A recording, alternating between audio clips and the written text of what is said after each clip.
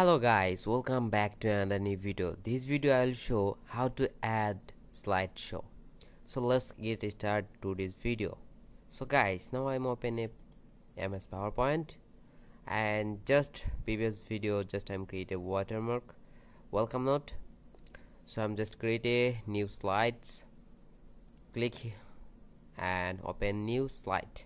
So this previous video I'm just click apply all, and the second slideshow just background image is small, apply here automatically, so you can create more. So just add this image and every new slideshow. So guys, now I'm just customize these presentations. So guys, I'm just adding this topic, so I'm just click home layer and select circle. So guys, now added this image and I'm just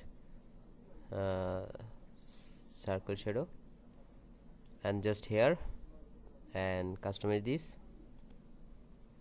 So guys, now I am design 3 options, so Excel database and MS Word and MS PowerPoint. So just I'm list the number, just edit and number 2, okay, and this is number 3. Okay, so guys, I hope you enjoyed this video, so please subscribe our channel, and I'm trying to next tutorial so recently.